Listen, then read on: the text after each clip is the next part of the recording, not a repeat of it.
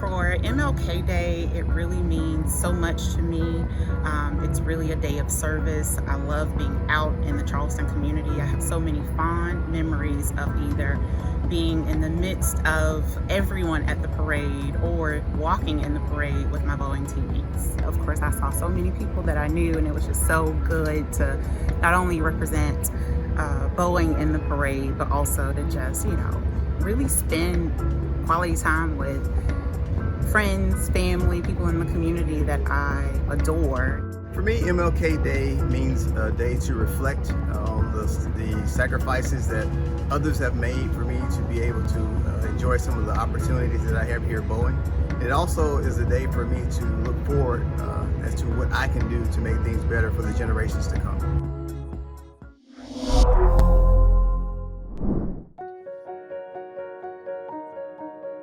There are those who push the limits of invention and innovation. They do it for themselves and for the rest of us. The dreamers, the doers,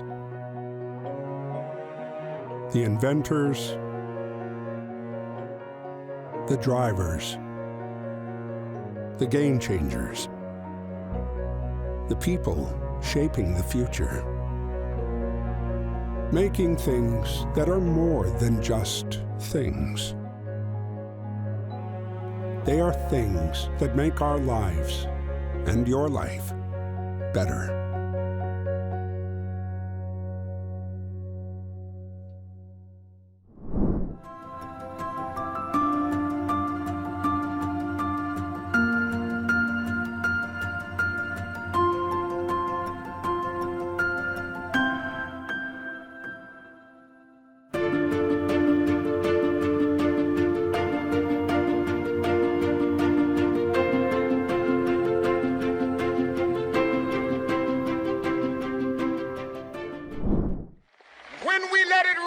From every village and every hamlet, from every state and every city, we will be able to speed up that day when all of God's children, black men and white men, Jews and Gentiles, Protestants and Catholics, will be able to join hands and sing in the words of the old Negro spiritual, free at last, free at last.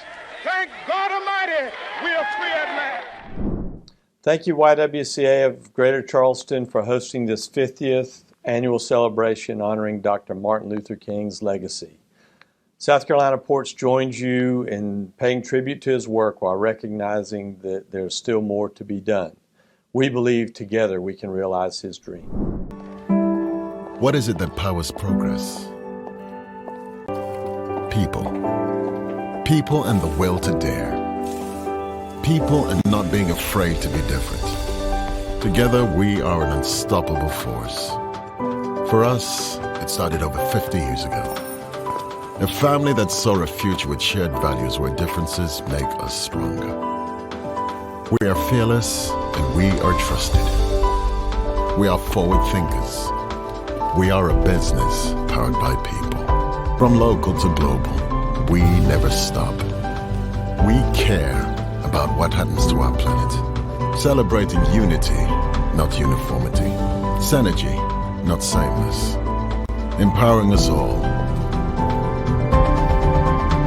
We are Sonapa, powered by difference.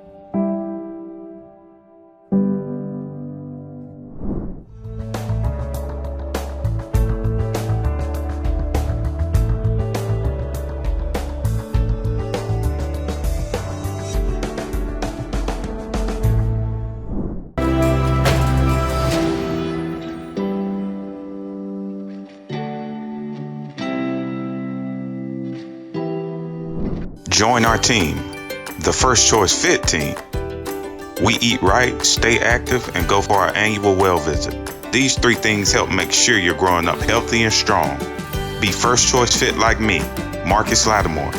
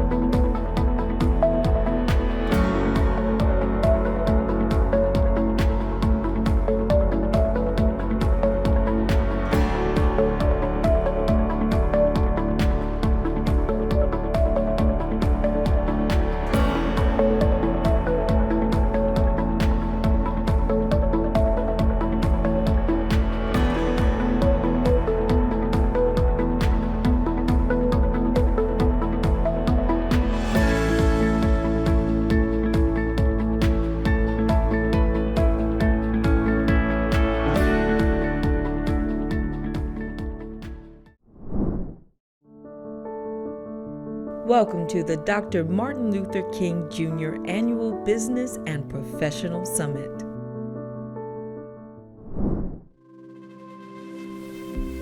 We will begin with opening remarks, the Honorable John Tecklenburg, invocation by Reverend Dr. Adam Shoemaker, musical selection with Jayla Jackson, welcome by LaVonda Brown, and youth recitation Sophie Levinson.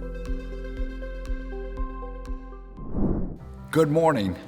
Mayor Tecklenburg here, and it is my utmost honor as your mayor and honorary chair to welcome you this morning to the 22nd annual Reverend Dr. Martin Luther King Jr. Business and Professional Summit. It's an honor to have with us today our keynote speaker, William Kennard. He's the former U.S. ambassador to the European Union and also a former chair of the Federal Communications Commission. And we are so blessed to have him with us here today. We're also blessed that he and his lovely wife, Deborah, reside right here in Charleston, in addition to all the national and international organizations that he helps lead, that he and Deborah are actively involved here in Charleston with such organizations as our International African American Museum, the Gibbs Art Gallery, and many others. So a pleasure to have Bill with us here today. This premier event kicks off, believe it or not, the 50th annual MLK celebration here in Charleston that's co-sponsored by YWCA of Greater Charleston and the City of Charleston. Under the leadership of Christine Jackson, this was set up 50 years ago. What an amazing legacy that we enjoy. The largest celebration of Dr. King in the state of South Carolina. I want to take a moment and just thank all the corporate and individual sponsors for today's event. You helped make this possible. And by the way, this is the largest fundraising event for YWCA of Charleston during the year.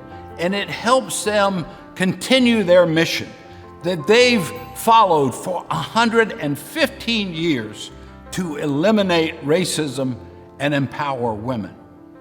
God bless the YWCA of Greater Charleston and their mission. Here today, we're in the Camden Room down at the Charleston Visitor Center. It's newly renovated. I know it's set up for visitors, but if you're local and you haven't been down here since our renovation, please come down. There's a lot of great things to experience here at the Charleston Visitor Center. It's operated by Explore Charleston, which is led by the indomitable Helen Hill. What a wonderful lady, what a great leader in our community. And she, for the last 3 years, has been the chair of this annual breakfast and summit. And we're so blessed to have our new chair, our own Anita Zucker. She's the chair of the Intertech Group. And what a pillar of philanthropy in Charleston, South Carolina, and our nation. She's an amazing advocate for education. She's a business leader par excellence.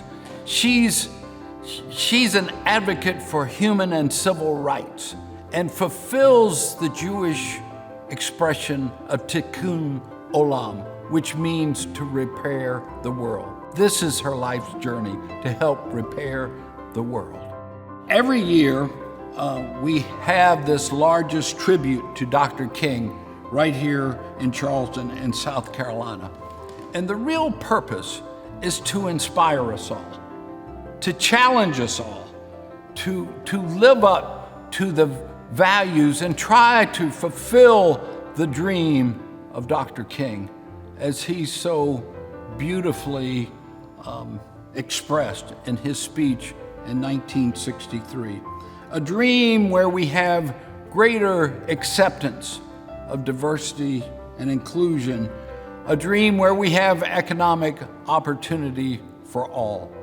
A dream whereby, to the extent that we as humans make judgments, that we make judgments on the content of one's character and not by the color of their skin. So again, welcome this morning to the 22nd Annual Business and Professional Summit. We have much work to do this year to follow and to fulfill the dream of Dr. Reverend Martin Luther King Jr. God bless you. Good morning and welcome to this Business and Professional Summit. We gathered together today to celebrate the life and legacy of the Reverend Dr. Martin Luther King Jr. And this year, for the YWCA of Greater Charleston's 50th annual tribute to Dr. King, our theme is We Persist, Paving the Path to Justice. We persist. It's an apt theme given the obstacles that we continue to face in the work for justice, equity, and the kind of beloved community that Dr. King envisioned. The political polarization, divisive politics, and painful scenes of violence that continue to plague our society can easily dishearten and disillusion us. Progress can seem elusive or difficult to envision. But Dr. King's witness and example should inspire us to not lose hope and to not lose heart, and to keep pushing for change. For in the midst of all the challenges and obstacles he faced in working for civil rights, and especially for voting rights, and in the face of repeated acts of violence and intimidation, Dr. King once said, "For all of us today, the battle is in our hands. The road ahead is not altogether a smooth one. There are no broad highways to lead us easily and inevitably to quick solutions. But we must keep going. We must keep going. If you can't run, then walk. If you can't walk, then crawl. But keep going. Keep moving forward." So in that spirit, friends, let us all, with hope in our hearts and Dr. King's life and witness as our example, commit today and in the days to come to persist together, and in so doing, to pave the path to justice. Thank you for joining us today.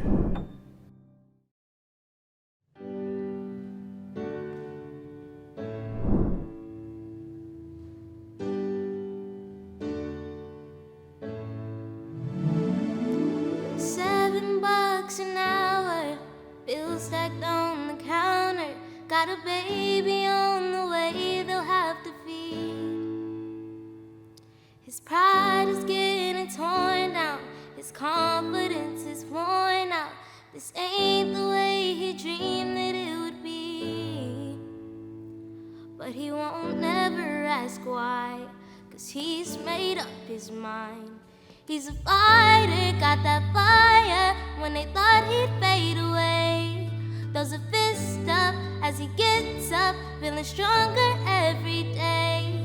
When he gets down on his knees, he finds the courage to believe. He's a fighter who inspires me.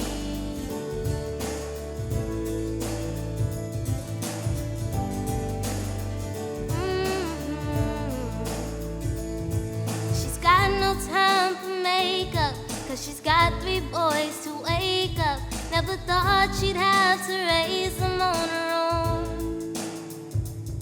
And some days she feels like crying, but she's holding on to surviving, on the love that makes that little house a home.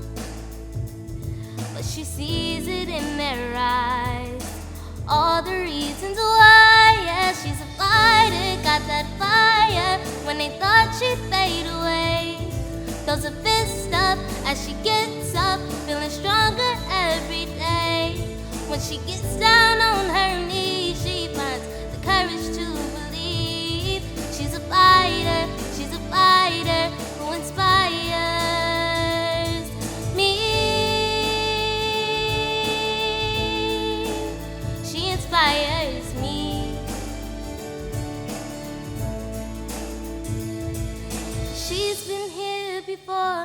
and she's only 8 years old, but she knows the name of every nurse that she's seen. And though she don't like the chemo, she waits it out, never losing hope that someday soon she'll be cancer-free. She's a fighter, got that fire when they thought she'd fade away. Throws her fist up, keeps her head up, feeling stronger every day. When she gets down on her knees, she finds the courage to believe. She's a fighter who inspires. Yeah, he's a fighter who inspires me. Oh, oh, oh, she inspires me. Yeah, you're my inspiration, yeah. You're my inspiration, yeah.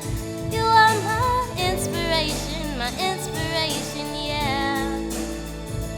You're my inspiration, yeah.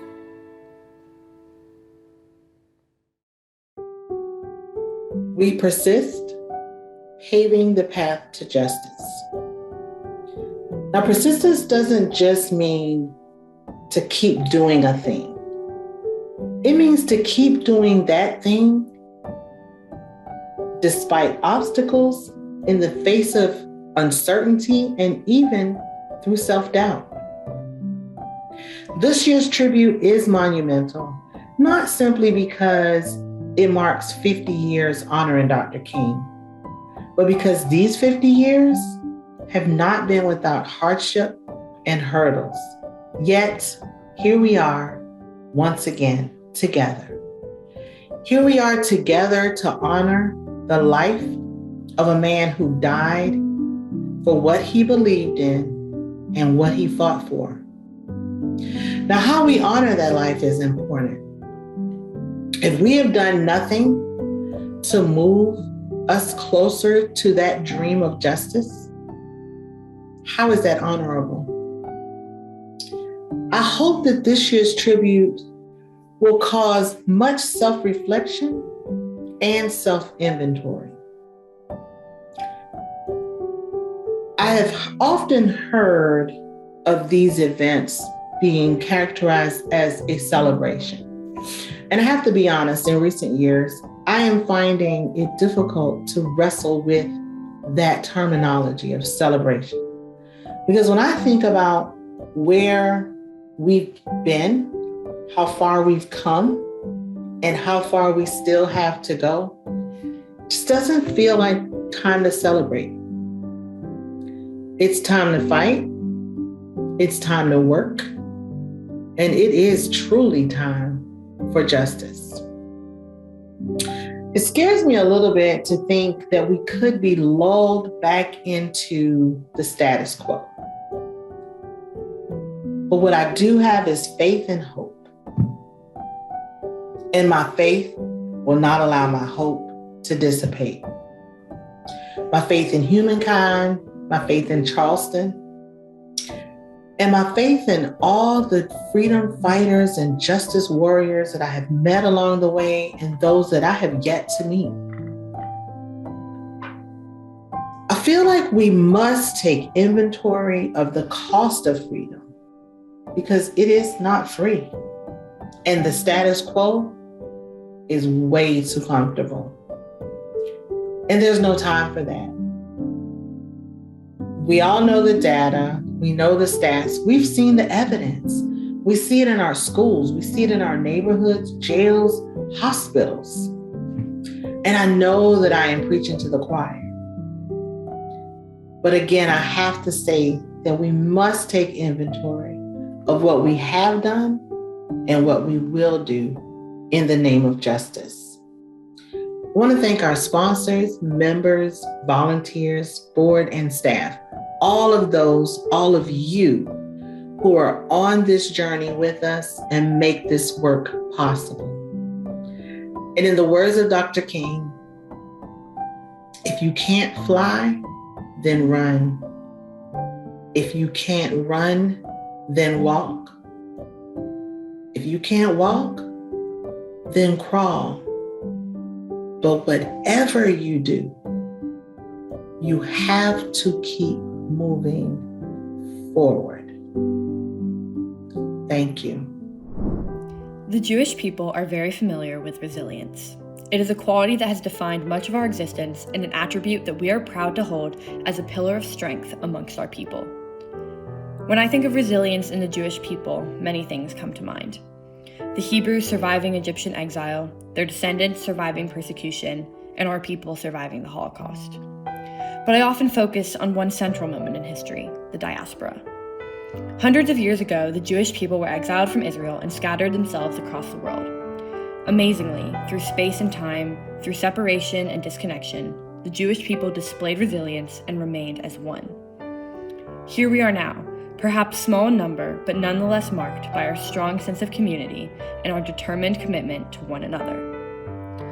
Because resilience is such an integral part of Jewish identity, it is easy for us to recognize resilience in our friends and neighbors.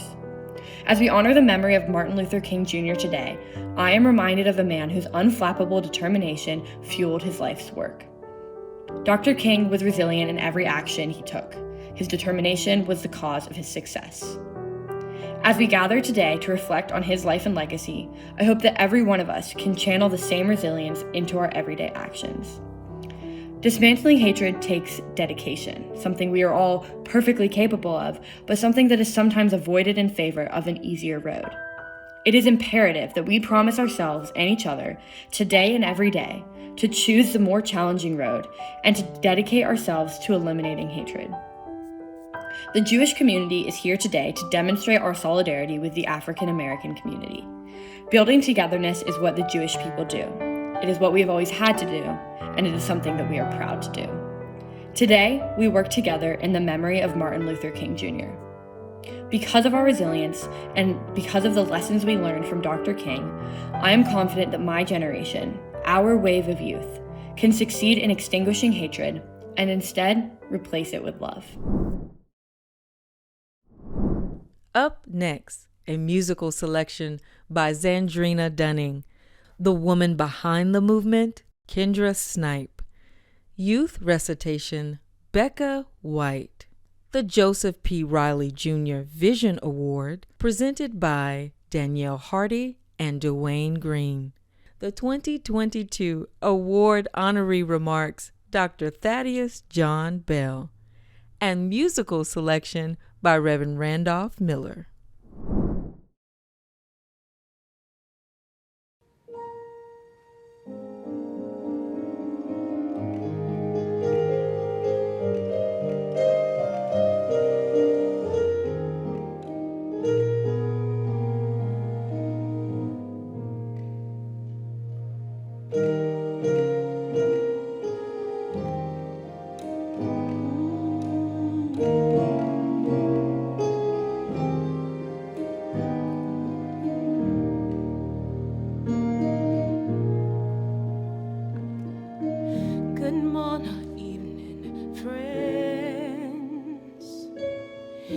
Your friendly announcer.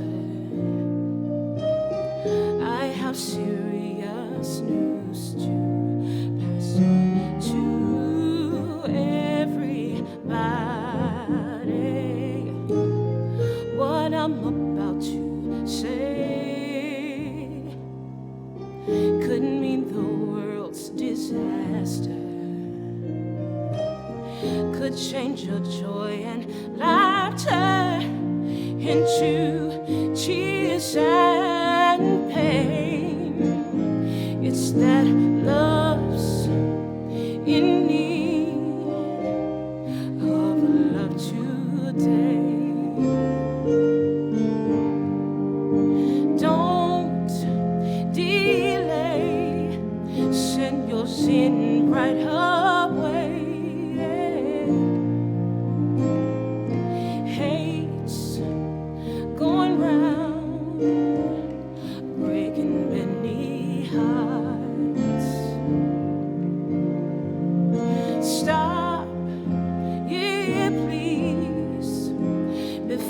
It's gone.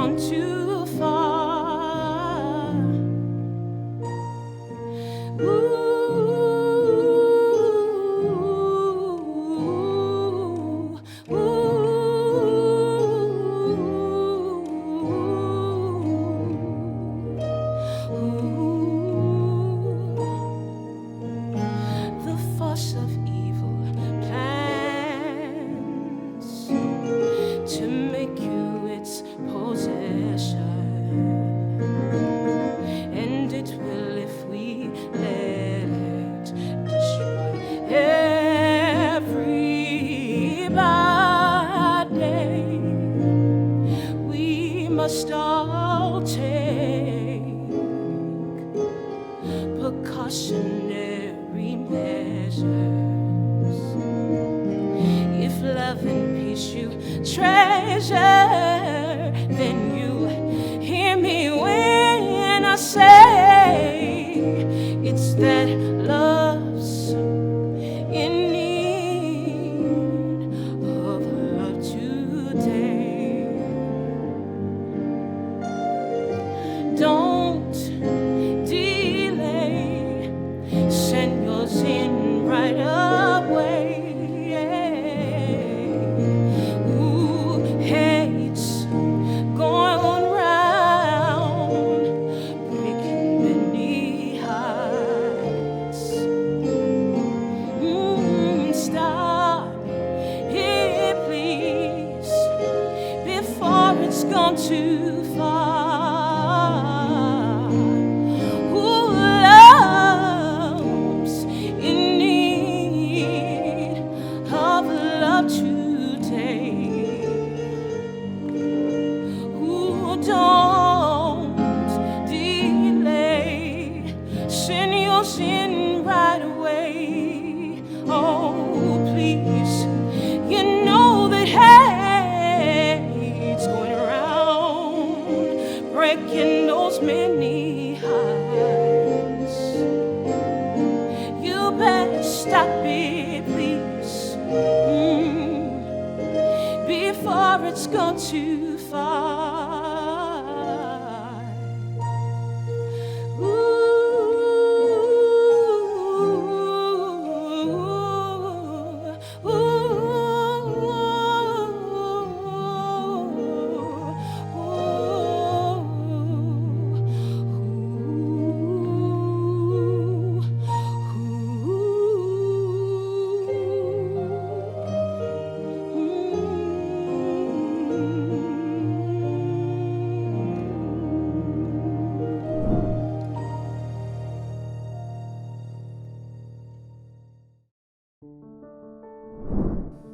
In 2015, when Carrie Forrest asked me to consider board leadership with YWCA Greater Charleston, she explained that the board was intentional about inviting women under the age of 30 to join the board.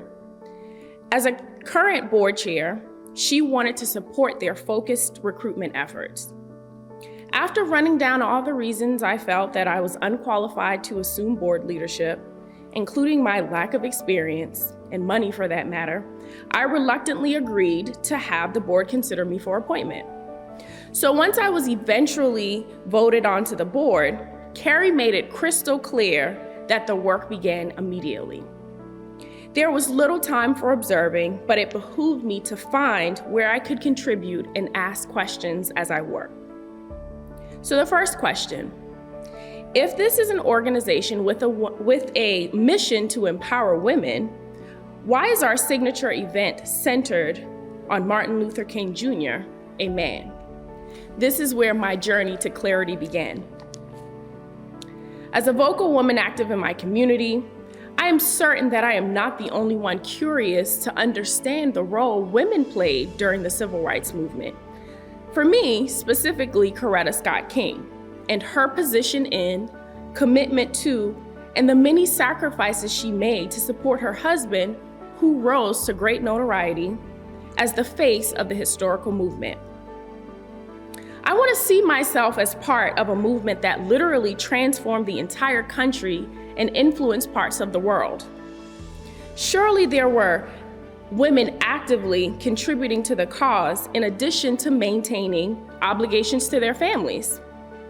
I need a muse who speaks to the various layers associated with my womanhood and my activism. For the times when I get weary in doing good, and there are times where you get weary in doing good. Being everything to everyone and putting worthy causes ahead of myself. I need to see that, and I wanted to see that in women during the Civil Rights Movement. In a January 1966 article in the New Lady magazine, Coretta said it herself that not enough attention has been focused on the roles played by women in the struggle, but women have been the backbone of the whole civil rights movement. This quote comes from a woman determined to show the world that she was more than a wife, more than a mother, and unfortunately, later a widow. When Coretta and Martin when they wed in June 1953, she insisted that the word obey be removed from their wedding vows. And I also can't leave out her spicy wit when she would receive hate phone calls aimed at Martin. She would tell one caller in particular, "My husband is asleep. He told me to write down the name and number of anyone who called to threaten his life so he could return the call and receive the threat in the morning, when he wakes up and he's fresh." Well, in 2018, Jeannie Theo Harris wrote in The Atlantic that Coretta was far more than her husband's helpmate, but along with many other leaders of the era, her leadership was hidden in plain sight. Coretta was politically engaged even before meeting Dr. King. Upon their meeting, he had never been involved in a protest. At the time, Martin's position of influence was exclusively from the pulpit. Not only was Coretta more experienced, but her connection to music and the arts afforded her a unique advantage as she had ties to well-known musicians, actors, and political leaders of that time. So these were the influencers who would help to carry Coretta's efforts even further. When Coretta and Martin's lives eventually came together, they influenced, encouraged, and supported each other.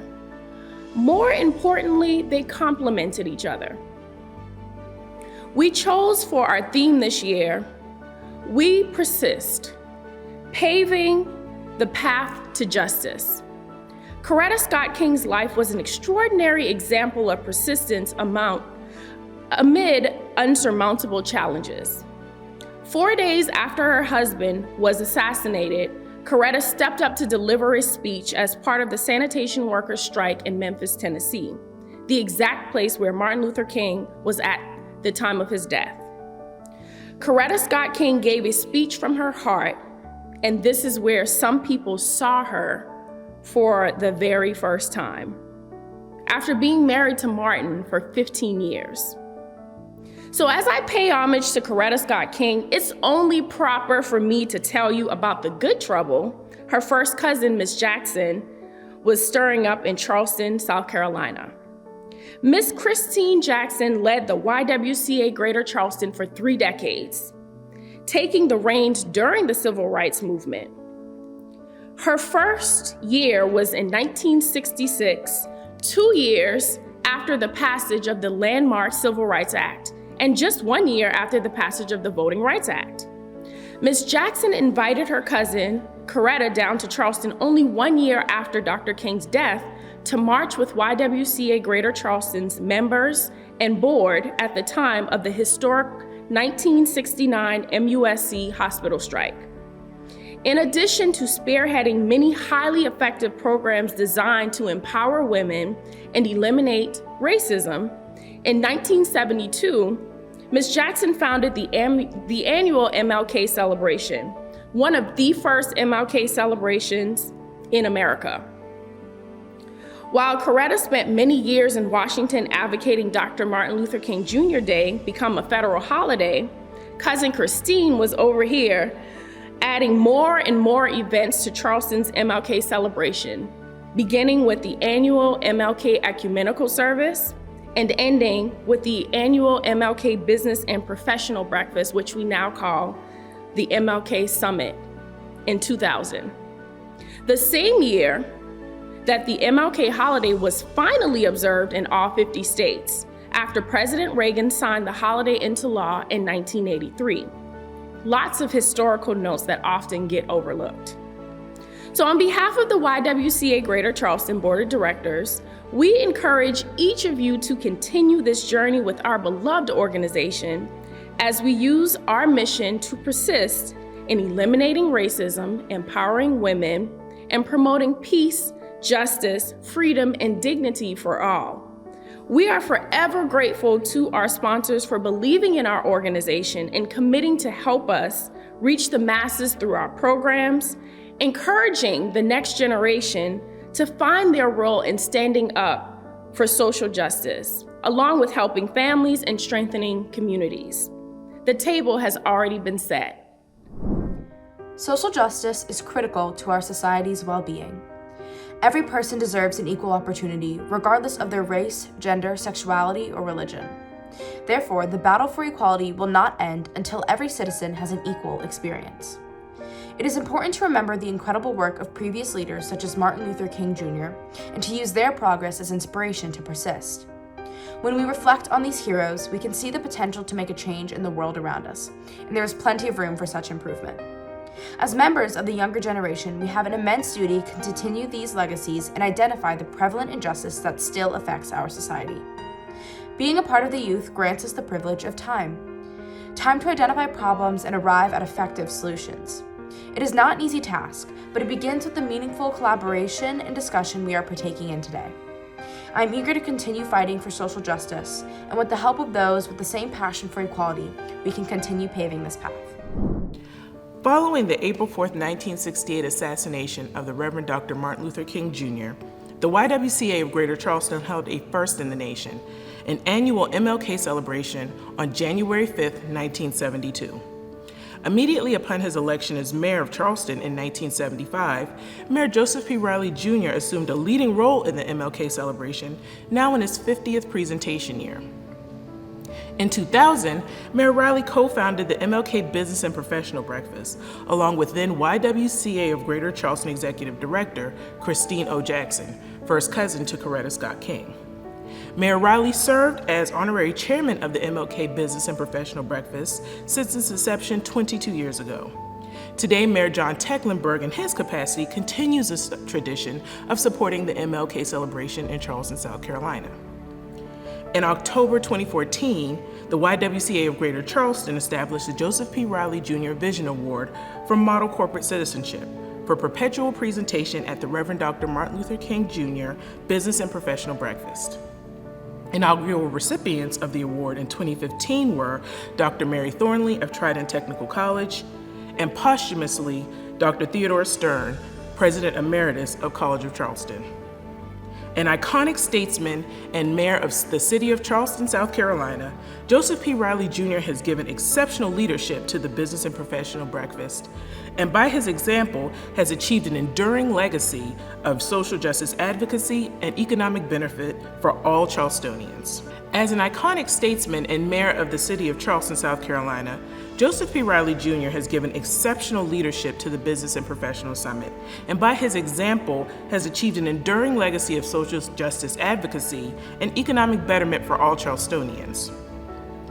A corporation, an institution, or an individual is eligible for consideration for the Riley Vision Award if their primary work, mission, contribution, or service achieves outstanding favorable recognition in their field of industry, contributes positively to the growth of the Charleston metro business market, adheres to federal, state, county, and municipal laws regulating workplace non-discrimination, safety, employment, and pay of employees, promotes diversity and equal opportunity through policy, through business, and/or advocacy of the same, and advances the common well-being of society through community service and other acts of charitable goodwill.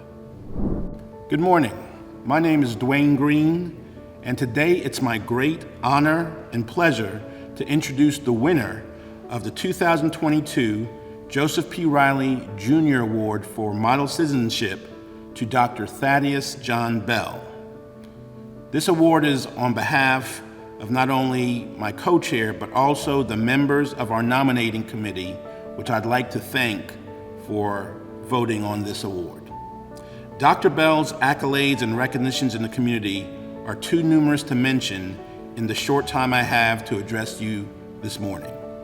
But suffice it to say that there's no stronger voice in our community in terms of consistency and clarity for reducing the gap in healthcare than Dr. Thaddeus Bell. He has used his platform as a well-respected leader in the community and physician to raise awareness, money, and resources to educate and bring adequate health care to the least fortunate in our community. Additionally, and most notably, Dr. Bell has been a leading and consistent voice during the coronavirus pandemic for obtaining vaccinations, boosters, and proper masking, while combating disinformation in the community.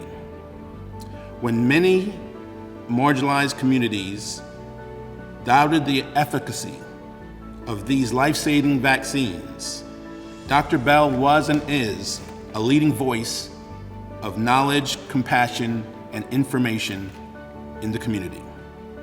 That Dr. Bell takes such an outsized role, despite his many duties as a practicing physician, speaks to his commitment to service, which has only demonstrated itself and manifested itself over several years of service in the Charleston community.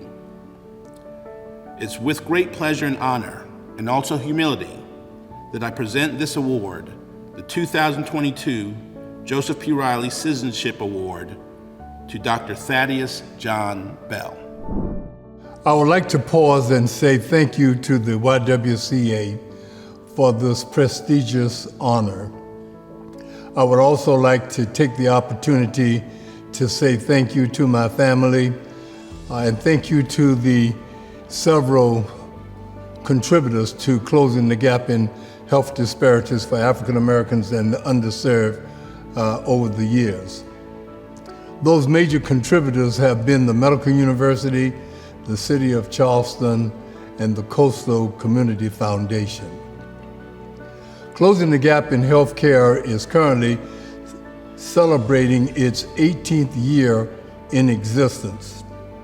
To receive this award, which is being given at its 50th anniversary, is quite relevant for us.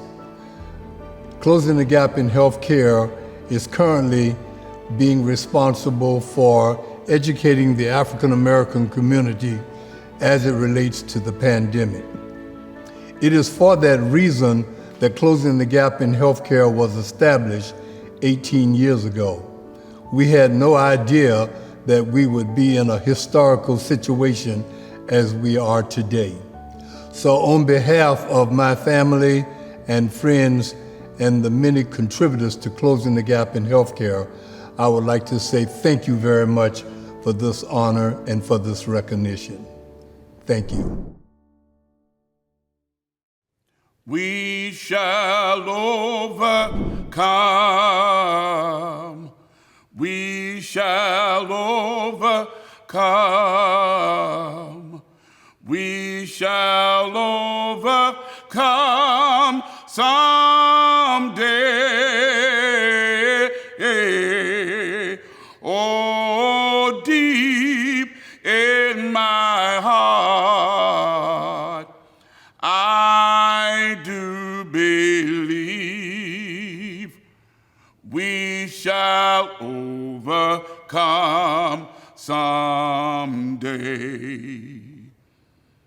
We shall all be free. We shall all be free. We shall all be free someday. Oh, deep in my heart, I do believe we shall all be free someday. We'll walk hand in hand. We'll walk hand in hand. We'll walk hand in hand someday.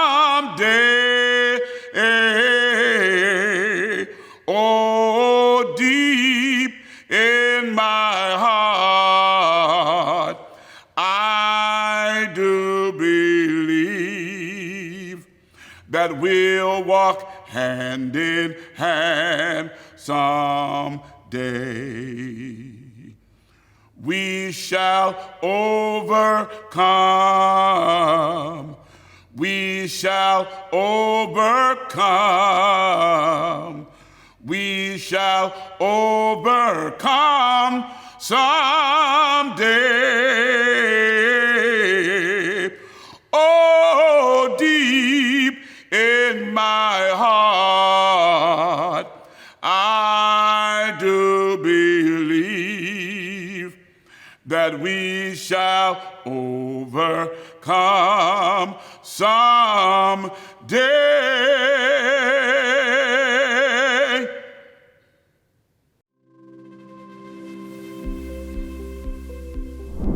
And now we'll have remarks and introduction of our keynote speaker by Anita Zucker. Then our keynote speaker for today, the U.S. Ambassador William E. Kennard, followed by closing remarks by the Honorable John Tecklenburg. Well, good morning, everybody. I'm Helen Hill. I'm the CEO of Explore Charleston, and I'm so thankful to be here. And boy, do I long for that day where we're all joined together in a packed full ballroom. Mayor, you got a piano, and we're singing with Reverend Miller. Today, I have the great pleasure to introduce my long-term friend, Anita Zucker. Now, she has a long resume of many successes, but today, I would like to introduce her by saying what I see in her heart every day. Anita deeply cares about her family, her faith, and her community. She wakes up every day thinking about what can I do to serve today. Ladies and gentlemen, it's my great pleasure to introduce Anita Zucker.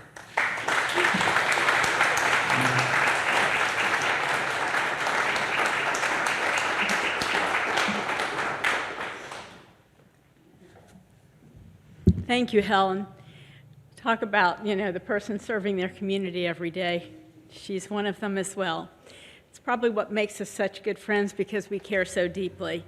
And, for me, many of you don't really know who I am, but this theme, We Persist, Paving the Path to Justice, is something that's so true not only in all of our lives, but also in my own history. My parents were Holocaust survivors. They were persecuted, all about religious freedom. They were beaten. They were slaves. They weren't fed.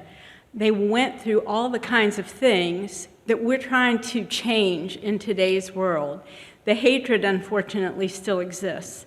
And so, when I think about Lavanda's beautiful words, and she talked about how this is not really a celebration, well, it's still a celebration because we're remembering somebody who 50 years ago created the way we're thinking today. My only wish would be that our entire world would join us in thinking the way that Dr. King thought.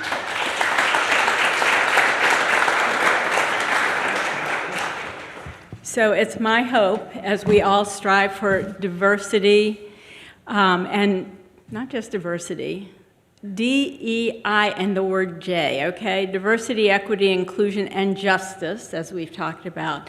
So much has happened these past few years. And just so you know, I've been involved with the YWCA starting with Christine Jackson. So she brought me in probably in the 90s. And I have been a keynote speaker not just last year, but probably 25 years ago.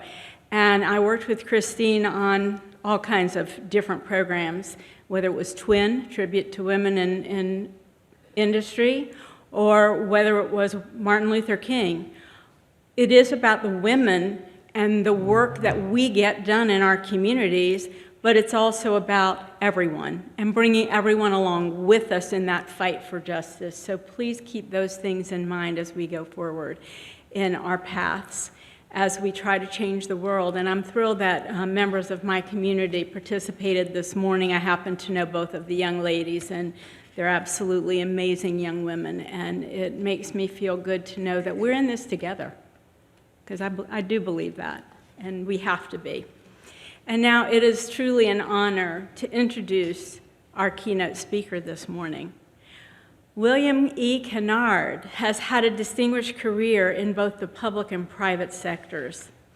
President Bill Clinton appointed Kennard to serve as chairman of the Federal Communications Commission in 1997.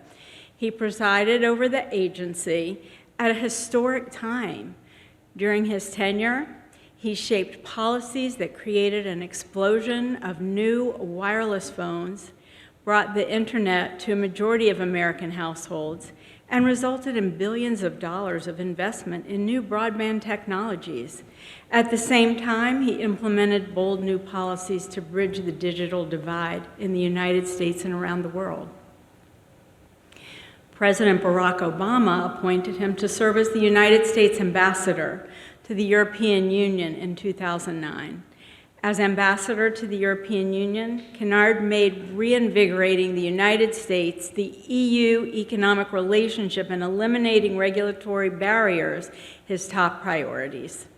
He also helped to cement close US-EU coordination on a range of common foreign policy priorities, including the Balkans, Libya, the political transitions in the Middle East, and the adoption of historic nuclear nonproliferation sanctions against Iran and Korea.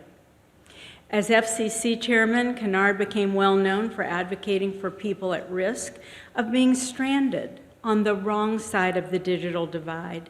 He implemented the FCC's E-rate program, which brought the internet to disadvantaged schools and libraries. Under Kennard's leadership, the FCC dramatically expanded access to communications technologies for people with disabilities. The FCC also adopted pioneering new policies to increase telephone service to rural areas, especially to Native Americans living on tribal lands. He worked to create more ownership and employment opportunities for women and minorities in the communications sector. U.S. News and World Report dubbed Kennard a consumer champion for the digital age. He's received many honors and awards for his accomplishments, including honorary degrees from Howard University, Gallaudet University, and Long Island University, and awards from the Congressional Black Caucus Foundation, the Easter Seals Foundation, and the Hispanic Chamber of Commerce. In 2020, he received the Award of Merit from Yale Law School, which is the school's highest honor. In 2021, he received the American Horizon Award from the Media Institute. In the private sector, Kennard has spent his career working in the financial services industry. Before joining the Obama administration, he was a partner and managing director of the Carlyle Group, a global private equity firm where he led investments in the telecommunications and media sectors. Upon returning to the U.S. after his service as an ambassador, Kennard co-founded Astra Capital Management, a private equity firm based in Washington, D.C. Kennard has served on the boards of numerous public and private companies and nonprofit organizations. He currently serves as chairman of the board of directors of AT&T Incorporated. He also serves on the boards of directors of Ford Motor Company and MetLife, and he's a member of the Board of Trustees of Yale University. Kennard is a graduate of Stanford University and Yale Law School. He and his wife, Deborah Kennedy Kennard, Yale Law School class of '79, divide their time between Charleston and Washington, D.C., and aren't we lucky that they spend a lot of their time here. Ambassador Kennard.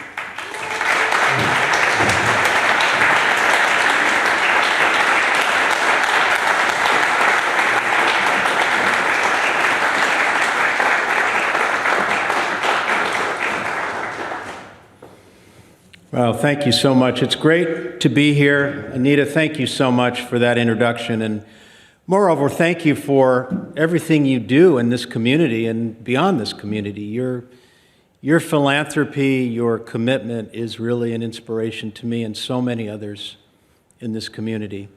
And Mayor Tecklenburg, it's always wonderful to see you. Thank you so much for your leadership and your service. Thank you all for being here. It's just nice to be out again. I really appreciate you all coming out and appreciate all the folks online who are watching as well. I'm so very honored to have the opportunity to talk to you all today. As I was reflecting on this event, the Business and Professional Summit, it's caused me to think a bit about my own journey in life and my professional career. After law school, I went to Washington, D.C. I wasn't really sure what I wanted to do in my 20s. I had kind of a vague sense that I wanted to do something at the intersection of communications policy and law, because I had studied communications policy in undergraduate school. But remember, this was all pre-internet, so this was before communications policy was cool. Nobody was interested in this, except me and a few others. But in a few short years after I got to Washington, I had what I refer to as my Forrest Gump moment, when I ended up, through a series of completely unpredictable circumstances, I ended up as chairman of the Federal Communications Commission at the dawn of the internet age. I mean, this is when everything was happening in this industry, wireless phones and the internet. And for those of you young people here who may not be familiar with the obscure agency called the FCC, it is the agency in Washington that makes phones and texting and video games possible for all of you. So I had a wonderful opportunity early in my career, but equally important, and that's what I want to talk about today, equally important. I and others in my generation of African American professionals, we were a generation of firsts. The first to have these incredible opportunities in government and business. After the first job I got out of law school, working for a law firm, every other job I had in my entire career, I was the first African American to hold that position. And it has created some unique challenges and experiences that I want to talk about today and connect to why we're all here today. Being the first is unique and a challenge in a lot of ways. I remember the first big job that I got, and that was to be general counsel of the Federal Communications Commission. And I remember my very first day on the job. I'll never forget it. I arrived early. I wanted to be all about business. I had a brand new tie, a new briefcase, and I showed up early. I wanted to set the tone. So I walked into what would be my new office, and I greeted the receptionist in the office. She didn't know who I was. And she said to me, "May I help you?" And she said it with just that kind of officious tone that gave me the sense that she didn't think I should be in that place that early without an appointment with somebody. And I said, "Well, yes, I think you can help me. I'm the new general counsel." And there was a long, awkward pause. This woman's jaw dropped. And she looked at me and she said, "You're the general counsel?" And I said, "Well, yes. What did you expect?" And she said, "Well, I guess I expected somebody taller than you." And this is not the first time something like this has happened to me. It wasn't the last. And it's happened to me so many times that I have a name for it. I call it black surprise. It's when you show up and you may have had a phone conversation with someone or exchanged emails with them. They've never seen you. And you show up and they don't expect an African American to walk through the door. And you get a range of responses, right? Sometimes you get sort of pleasant surprise. Other times you get people who say something like oddly inappropriate, like, well, that's just great. Or sometimes people will say, they'll just be bewildered. It's that instant in time when you shake someone's hand and they're not expecting you. Now, I look out at this audience. I see many people who I'm sure are firsts to do what they've done in life. And I will ask you, for those of you who are African American in that crowd, raise your hand if you've had an experience of black surprise in your life. For those online, a lot of hands are going up in this room. My grandmother was born in 1889, and when I was a little kid, she would ask me and my siblings, my cousins, she would always ask us to sit on her lap and tell us what we planned to do with our lives. It was sort of her way of getting us focused on the future. And frankly, I don't remember what I told her when she asked me that question. But if I had known at the time what my life would become and the opportunities that I would have as a generation of firsts, I don't think she would have believed me. You know, if I had told her I would be chairman of the Federal Communications Commission or first African American ambassador to the European Union, you know, I think she would have thought that it was inconceivable. If I had told her that I wanted to be appointed by the first African American president of the United States, she probably would have thought I was crazy at that time.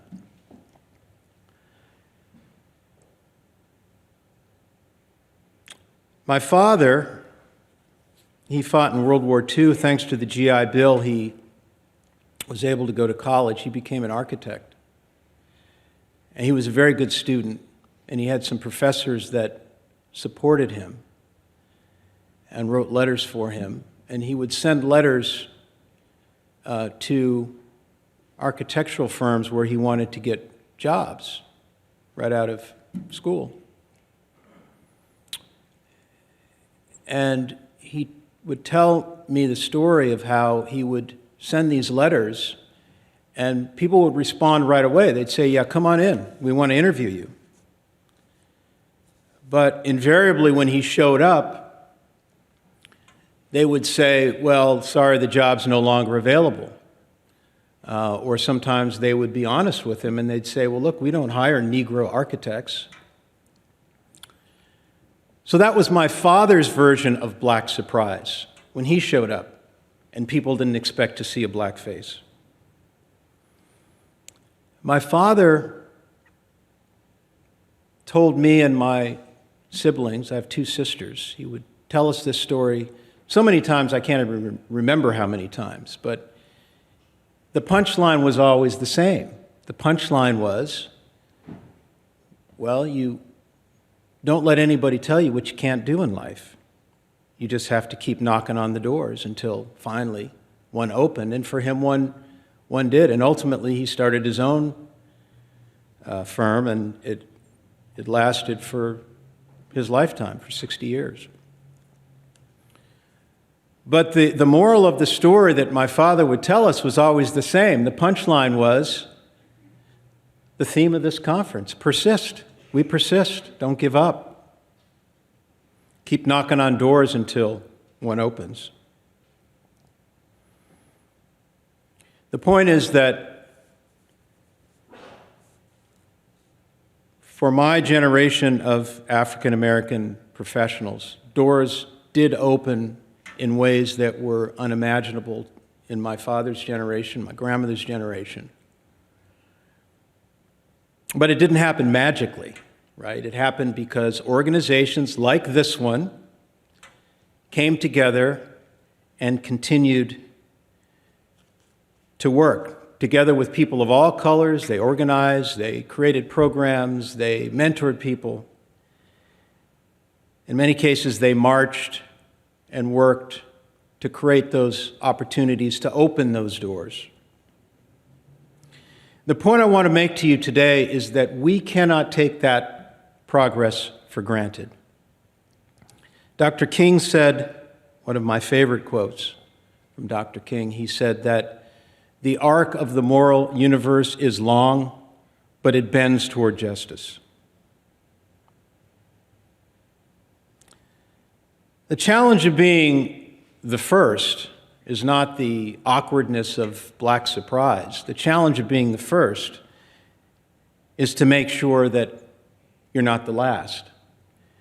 And I think that sometimes we get this sense of complacency that arc of the moral universe is a steady upward trajectory. I think that what Dr. King was telling us is that an arc is not a steady upward trajectory. The mathematicians will tell you there's a vertex in an arc. You know, it bends down, right? And it feels today like that arc has bended down. Like some of the progress that we may have taken for granted, that we assumed that things would just get better and better and there'd be more and more opportunity, that we got to keep fighting for it. We have to keep that door open. We have to keep paving the door for others who will come behind us so that there's not just a first, but there's a second, a third, and a fourth. And so finally, when folks like us show up, it's not remarkable anymore.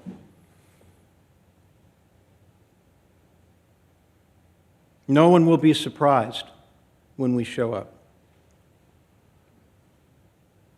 It also means that we have to counter what I have seen many times in corporate America, which is the complacency that sometimes sets in when people see that, well, we got one, we're done. That one is enough. The point is that King clearly saw this as an ongoing struggle, that there would be setbacks, that arc would bend downward at times. And I believe we're seeing some fairly significant setbacks in our society today. Think about it. The Voting Rights Act of 1965, Dr. King's signature achievement, is being dismantled as we speak. And it's unclear whether we'll be able to move forward. Very unclear as we speak. Those conversations are going on in Washington right now.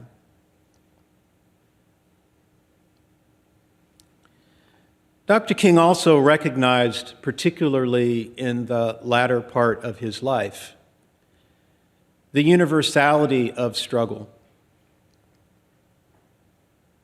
He said that all people are linked by, quote, an inescapable network of mutuality, that we wear a single garment of destiny. When you look around our society today, I think never before have the fate of working class people of all colors been more linked. Linked by the scourge of income inequality, the challenges of diminished opportunities for upward mobility, failures of the public education system to give people real enduring opportunities for themselves and their children. And there's just the despair about economic insecurity that so many people who once considered themselves middle class are feeling today. And by the way, this phenomena transcends national borders. It is fueling the rise of nativism and anti-democratic populism in governments in most countries of the developed world today. I saw this firsthand when I had the privilege of serving as a U.S. ambassador in Europe. There were many people who were very much like what we saw in a rise in the 2016 election, many sort of, mini Trumps all throughout Europe. So this is a global phenomenon that we're addressing, and we face an overwhelming array of challenges here and around the world. So what do we do about it? Well, we do what we're doing here today, right? We come together, people of goodwill. We support organizations like the YWCA that have proven over decades that they can make change in our communities and uplift people. We do the little things that we can to reach out to young people who need a help, who need a little mentoring, a little more education, a little support, a little understanding. That's what this organization has done for so many years. And I'd like to say that we stay woke. It's really interesting that has become a pejorative, particularly among some of our colleagues on the right side of the aisle. It's almost an insult. You're woke. Well, what's wrong with being woke, right? Being woke means you're awake to the history of America and the challenges that history continues to pose for people in this society. Understanding that history is a precondition to creating justice and equality and tolerance in the society. That came back to me recently. I was reading some of the obituaries around the passing of Desmond Tutu. And it was so fascinating what he did in the dismantling of apartheid in South Africa. They set up the Truth and Reconciliation Commissions. You can't have reconciliation until you have truth. And we're still struggling with that today in this very city.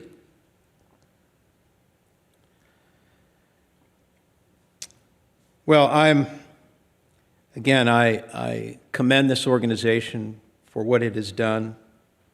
I feel so grateful and frankly honored that I had this opportunity to be a part of this event and to share my thoughts and experiences with all of you. So continue, persist. Thank you all very much.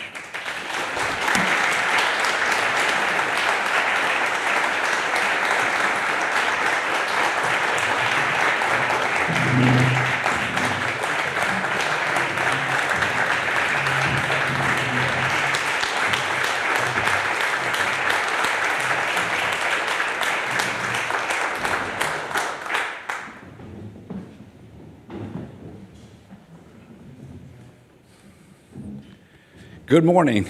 Well, I must say I don't know quite how to follow that. I'll start by thanking you, Ambassador, for your lifetime of service. Such a personal testimony you've given us this morning. And I must admit I didn't know you in the early part of your career. I've met you since you've and your lovely wife, Deborah, have moved to Charleston. We're so blessed to have you as Charlestonians.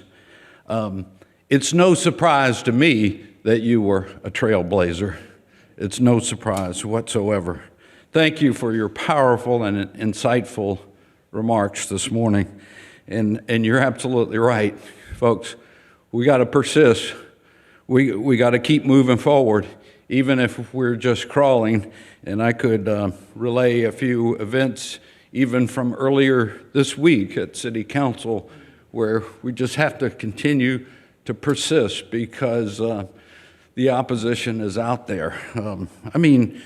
Honestly, folks, we're just formalizing a committee, a commission, to advise City Council on matters of increasing opportunities for everyone in our community and reducing the disparities that we know exist out there.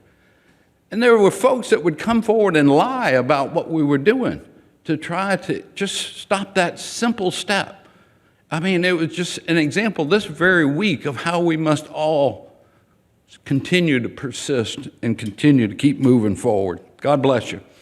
Thank you, Helen, for your last 3 years of service as our co-chair and all you do in our community. And Anita, I'm so honored to serve as co-chair with you going forward of this business and professional forum. God bless you both for all you do for our community. So I want to thank our sponsors and everyone who's here in person and virtually this morning. And yes, I can't wait until we're holding hands again and singing along with Reverend Miller. I had to sing regardless. So we shall overcome. I do want to add a little challenge for this year, for 2022. Don't forget that the Y in YWCA stands for youth.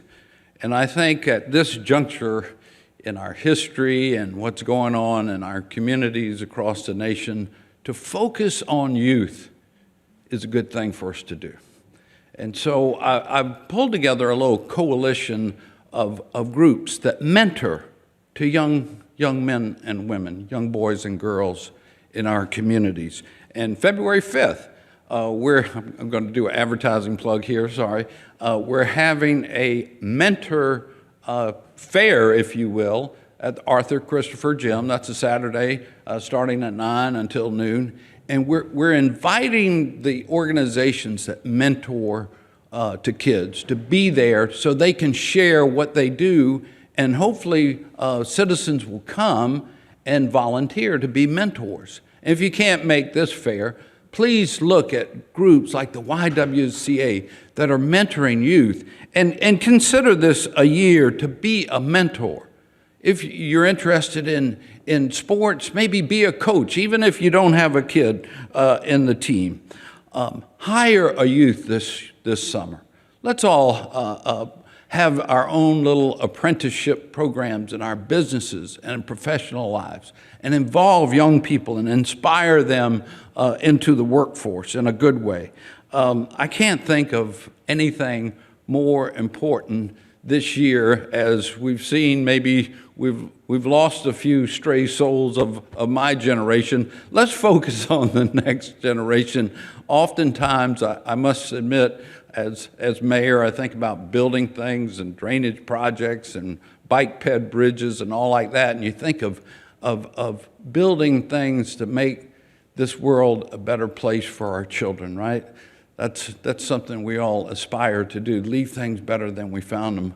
But if you think about it, that phrase, maybe it's more important to leave better children for our world, because they're going to be our leaders of the future and carry this torch forward. They're going to be the ones that need to continue to persist and to move the ball forward and to keep moving forward. So let's make 2022 a year to focus on youth and to help the young people in our community.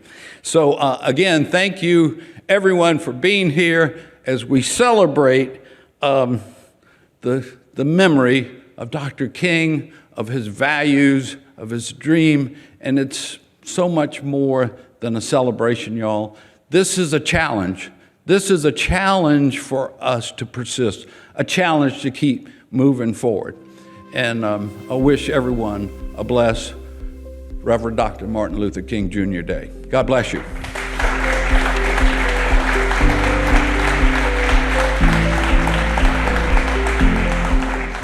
That concludes our program for today. Thank you for watching.